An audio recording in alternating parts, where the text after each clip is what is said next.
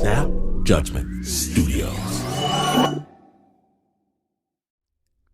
Daily Show correspondent Dulce Sloan and writer Josh Johnson are best friends who rarely agree on anything.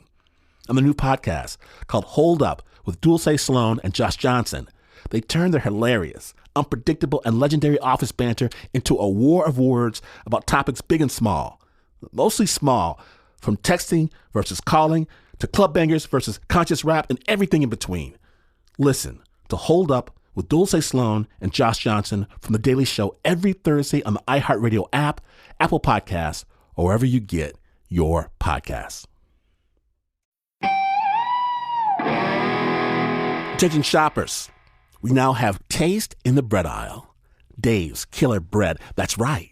An organic bread that's no longer a sedative for your taste buds. Dave's Killer Bread is on a mission to make the most of the loaf, to rid the world of GMOs, high fructose corn syrup, and artificial ingredients, and plant the seeds of good in all that they bake. Killer taste, killer texture, always organic. Dave's Killer Bread. Bread amplified. Snap.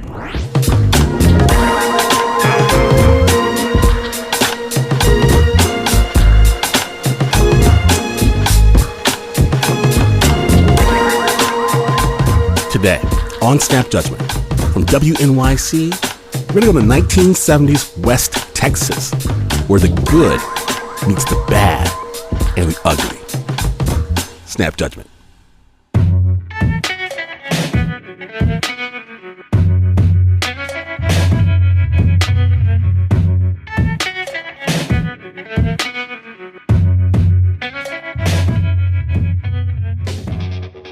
I got tired of running up and down the highway 115 mile an hour all day long and writing tickets.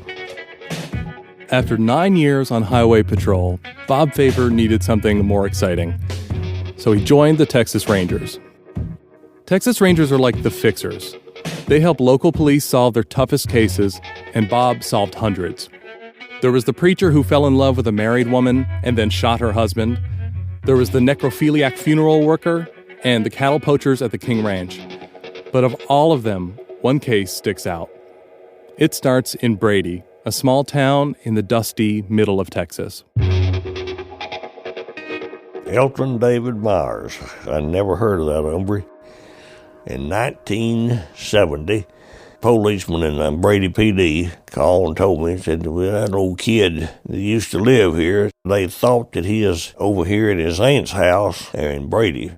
The old kid was Elton David Myers, and he had just escaped from jail.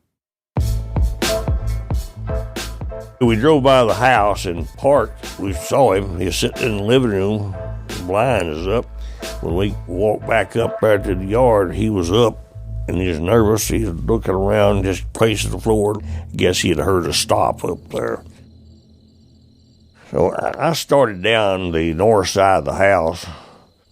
As he had walked past a window in the house, I just staying abreast of him outside. I saw him because it's dark. The house was illuminated. He was on a mission, and that mission was get to that back door and get out of there. And we just went side by side the whole length of that shotgun house. He went out the back door and run out in the dark. I just bulldogged him and we went to the ground. Elton David Myers had run right into Bob's arms. Bob handcuffed him and drove him down to the local jail. He was wiry, and he was about 5'10", on the best day, 160 pounds. But he was tough. Just a short while later, Bob noticed a string of new burglaries. No one had told him, but David had broken out of jail again. He was stealing cars all over Texas and New Mexico, until he was arrested for robbery and locked up, this time in a maximum security prison. But even that couldn't hold him.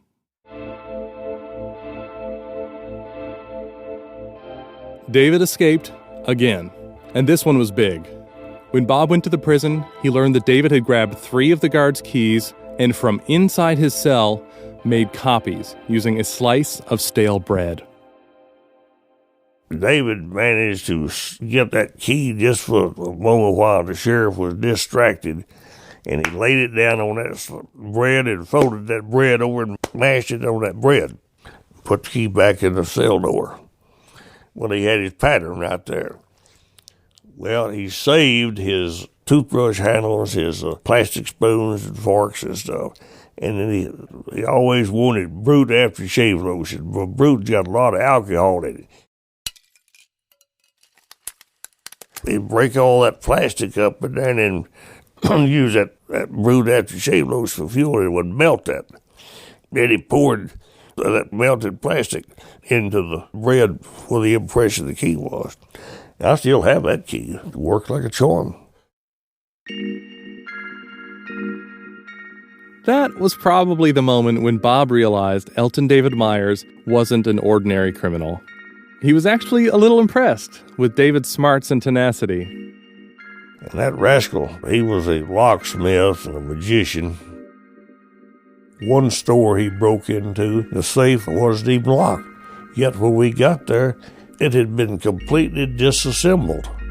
And I asked him later, I said, what the devil did you tear that man's safe up for?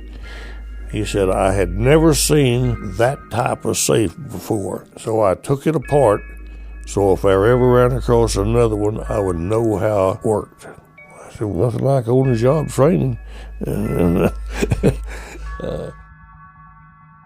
He didn't have to take pencil and paper and write notes.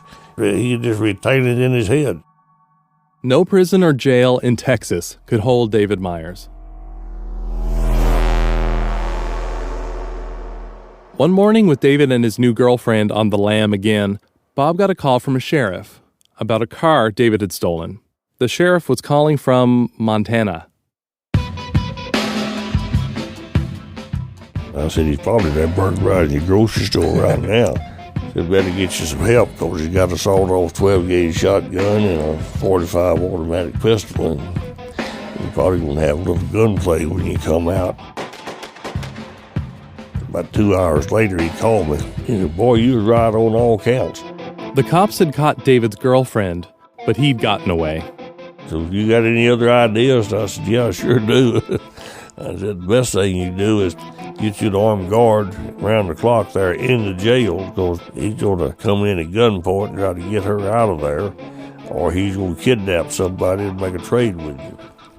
And I told him, I said, I'll be up there just as soon as I can get there. So Bob hopped into his patrol car and drove the 24 hours to Montana. Once he got there, the authorities had captured David in a hail of gunfire. Went by the hospital, and old David was laying there flat on his back. He had a handcuff on each wrist, leg iron on one leg that went through the footboard.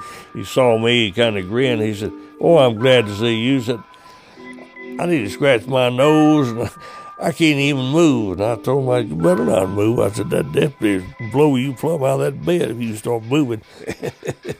So, anyway, we visited there a few minutes, and I said, David, we're heading to Texas tomorrow.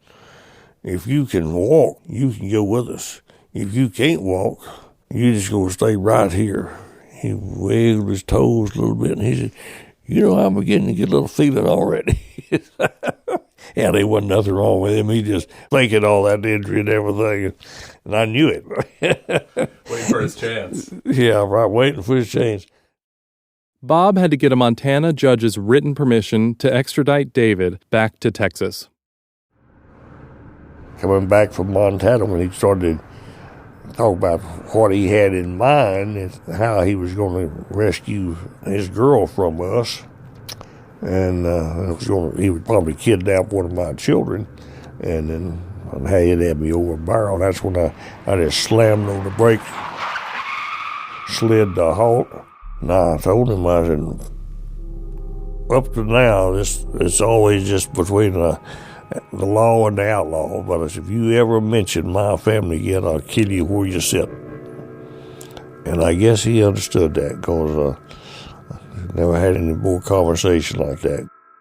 Over the next several years, with Bob close on his heels, David would steal dozens of cars rob countless grocery stores, and break into safes all over Texas. I hauled him back and forth to penitentiary so many times I lost track of it. In jail, David would shut down and not talk to anyone, so the police would always have to call Bob in. The two ended up spending so much time together that this relationship became something beyond just cops and robbers. We'd just visit. We'd talk about his grandma and his grandpa, who I knew real well, and his mother abandoned him when he was a baby, and his daddy gave him to his grandma and grandpa. They were good people, but they were old people and they were hard people. I mean, I don't imagine, and there was a time in his life that anyone, other than maybe in a heat of passion, some girl, no one ever embraced him and told him they loved him. I don't think he probably never had that said to him. And I sure hell wasn't going to tell him I loved him, but that's why it looked like he was looking for a friend. If I could be his friend, I'd be his friend. And if it took a little bragging on him, what the heck? I learned right quick. I said, David, you've got a talent that most folks don't have. Unfortunately, that talent is your trademark. But you've got it. That's all I can say is you good. Well, he sat there and he started grinning just a little bit. And I'd brag on him a little bit more. And next thing he knew, he's telling me every cotton picking thing that I wanted to know about the job. And he just couldn't resist. But David never made things easy on Bob. One day, Bob got a call from the Brady sheriff. And he was crying. All I could understand him say, he said, they're gone.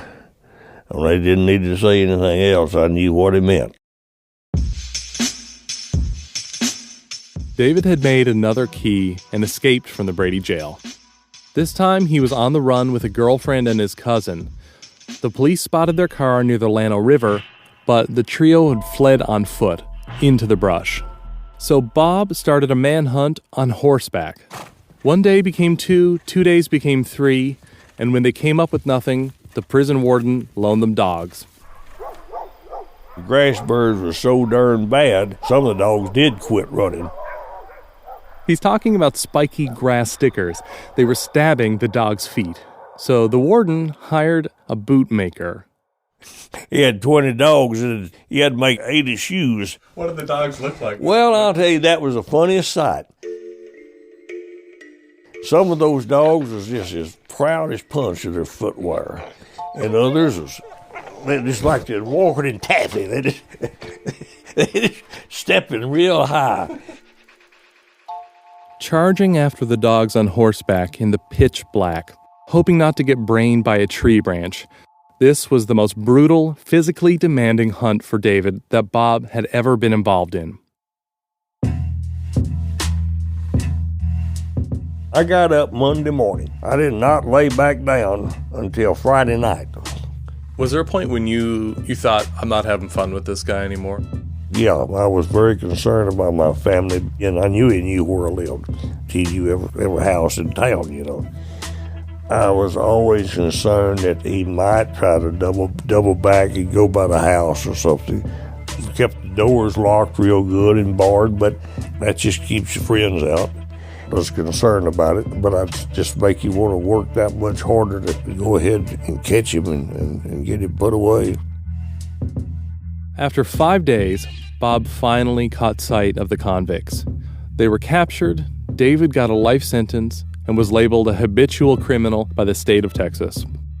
For the trial, Bob was tasked with hauling David back and forth from Brady to the Ellis unit at Huntsville, probably the most secure prison in Texas.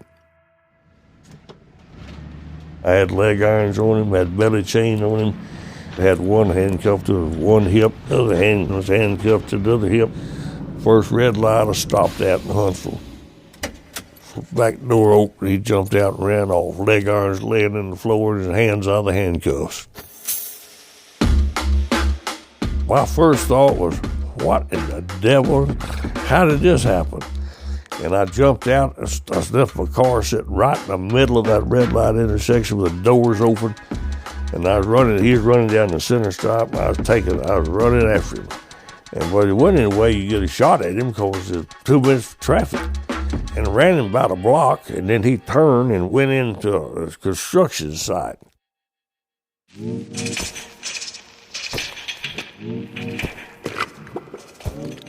the bulldozer, it had been raining, the bulldozer had been working in just soupy mud. And the mud was so deep that it got over the tops of my boots and got down in my boots. And ran up there, and I nearly fell in this creek. It was dark, it was night. And I stopped just in time, and I could hear him splashing around in there a little bit. And then I saw an outline of him, a little bit of his image in there. But I was out of wind. I was running out of deep mud, and I took as steady aim as I could, and I shot. I missed, and I shot again, I missed. Took a deep breath, and I shot again, and there's a good resounding thud that you get when you shoot a deer. And he just squalled out and fell face down in that creek. I thought, well, oh boy, we've been through a lot. This is where it ends right here. I just waiting for him to sink. A little bit, he rolled over and just squalled in the crying, "Oh God, Bob, don't, I'm dying. Don't shoot me again, I'm dying." I said, "Well, get out of that damn creek and come back up here." He walked back up there, crawled out of the water. That darn bullet had gone right through the panel of his coat and had him touch his flesh and nothing. I said, "Well, you son of a gun, you're not even bleeding. You're not even shot." He started gagging and looked in his mouth. He had a key on his end of his tongue. He'd been trying to swallow it. They made the key out of a ballpoint pen liner. When you had to shoot at him, did you hesitate or anything? Was there any regret, or when you thought you'd killed him? Not really. You don't want to kill anybody, that's first of all. But the thing of it is, you just do what you have to do. David got another long sentence, and now the old kid was done for good. A decade went by with David securely in prison, and then one day, Bob, who was now a lieutenant near retirement, noticed some eerily familiar burglaries. Safes were being cracked all over West Texas. I told everybody, I said, "That just sounds to me like that's old David Myers' work, but he's in the pen." I said, "Well, let's just check to see." Well, he'd been on the ground for a year. He'd paroled out. He'd got a job out there at El Paso at a bootmaker making boots. 2 decades after Bob first tackled him, David was back in the small Texas jails where his career as a burglar had begun. As usual, the jailers couldn't get a word out of David, so Bob offered to drive down and talk to him. And after chatting for a while, David turned to Bob. He said, "I'm not going to escape out of this jail, but I want to show you how I can. I've already found a flaw where I get it." David was referring to a flaw in the design of the jail, so Bob told the officers, but all he got was a curt reply. "No, this is brand new jail. Said it's escape-proof. He's not going anywhere." Okay. A few days later, he's gone. Took 2 buddies with him. David and his new buddies stole 4 cars. They robbed grocery stores for cash and food, committing 27 burglaries in total, so many they had to leave the state. Weeks later, Bob got a call about David, but this call was different. David and his buddies had gotten into an altercation over a young woman, and one of them pulled a gun on David. They put 2 bullets in the back of his head and killed him. The 2 men were caught in Illinois, and the shooter left a message for Bob. "Tell old Bob he can retire now." Said, "I've killed David for him," or something along those lines. We buried David there in the Cowboy Cemetery. You kept track of him, as you say, for 18 years. Yeah. What went through your mind when we knew he was dead? Well, I guess it was a little sad. It was a relief. Do you think he considered you a friend? I think he did. Yeah. And he told me, he said, I'll tell you this, you and I would have made one hell of a team. I said, what are you talking about? He said, it's not a job that I can't pull and not anything that I can't do. But every time I look up, there you are right on my ass. I said, I guess that's sort of a left-handed compliment. I don't know.